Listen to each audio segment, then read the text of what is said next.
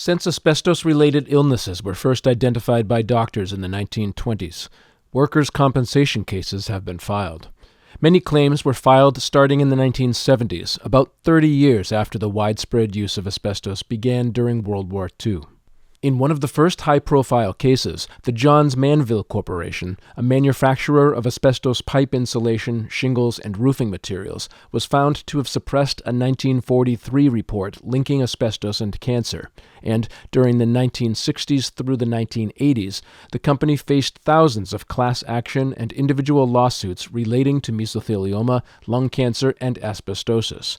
Johns Manville declared bankruptcy in 1982 and created the Manville Trust to pay claims against the company. It wasn't until 1988 that the United States Environmental Protection Agency required U.S. companies to report asbestos use in their products. Many other companies have largely escaped litigation by filing bankruptcy, which usually involves requiring the companies to create bankruptcy trusts. But these trusts usually pay victims a small fraction of what a company might be required to pay in a lawsuit settlement or court decision.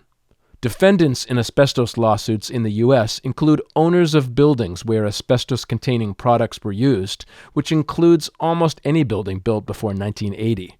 Banks that financed ships or buildings containing asbestos, manufacturers of asbestos-containing machinery and parts, manufacturers and retailers of asbestos-containing products, companies such as life insurance companies that may have conspired with asbestos manufacturers to conceal the dangers of asbestos, suppliers of raw materials that contained asbestos, and more.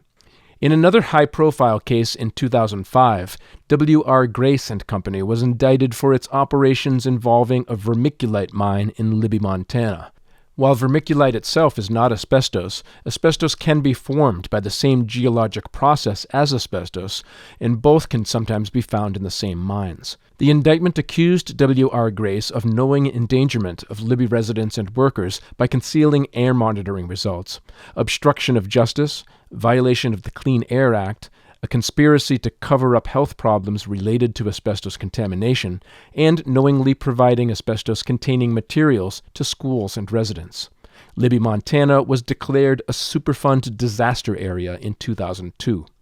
Unfortunately, due to the widespread use of asbestos-containing building materials and other products, especially between 1940 and 1980, the fact that those materials still exist in many buildings and products currently in use, and the generally 30 to 40 year period between asbestos exposure and the development of cancer such as mesothelioma, many more people will continue to be diagnosed with asbestos-related diseases, and individual and class action lawsuits will continue to be filed for many years to come.